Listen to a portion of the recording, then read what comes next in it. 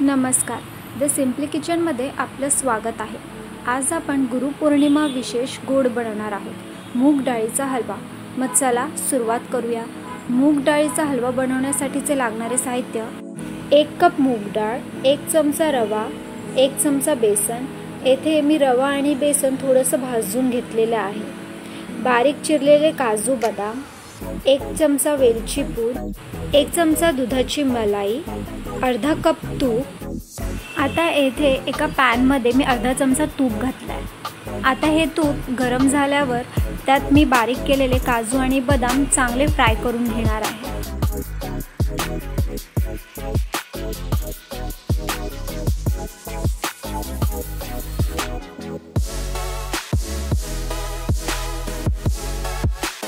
आता हे काजू बदाम चांगले फ्राय झाल्यावर ते मी आता हे बाजूला काढून घेते। आता येथे मी 1 वाटी मूग डाळ घेतली आणि ती चांगली आपल्याला गोल्डन ब्राउन कलर येईपर्यंत परतून घ्यायचं। आता ही जी मुगाची डाळ आहे मी ती अगोदरच पाण्याने स्वच्छ धुवून घेतली होती आणि चांगलं पाणी निथळून ती स्वच्छ कापडाने मी पुसून घेतली होती। आता असा ब्राउन कलर आल्यावर त्याला मी मिक्सरमध्ये वाटून घेणार आहे। आता ही जी मुगाची डाळ आहे ती आपली इथे मिक्सरमध्ये चांगली वाटून झालेली आहे। आता हे तुम्ही बघू शकता की अशी आपल्याला ही अशी बारीक वाटून घ्यायची आहे।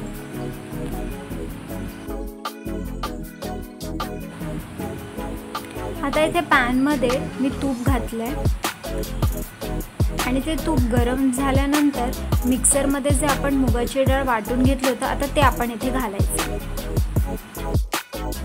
आता हे चांगलं आपल्याला तुपामध्ये परतून घ्यायचं आहे।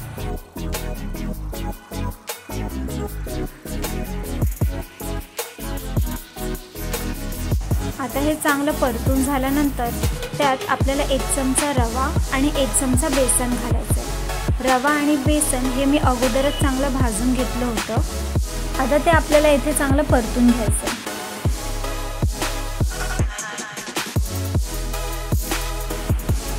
आता हे चांगलं परतून झाल्यावर त्यात आता मी हे 1 चमचा दुधाची मलाई घातली आहे आणि ते चांगलं आता आपल्याला इथे मिक्स करून घ्यायचं आहे।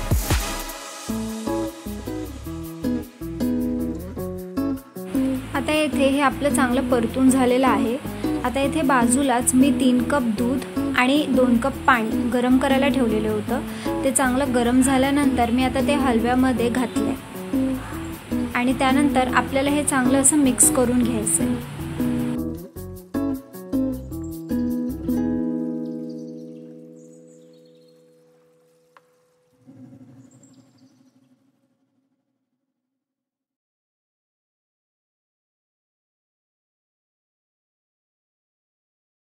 आता हे चांगलं मिक्स झाल्यावर त्यात मी 1 छोटा चमचा वेलची पूड घातली आहे आणि त्यात बारीक केलेले काजू बदाम सुद्धा मी इथे घातलेले। आता आपल्याला हे छानपैकी मिक्स करून घ्यायचे आहे।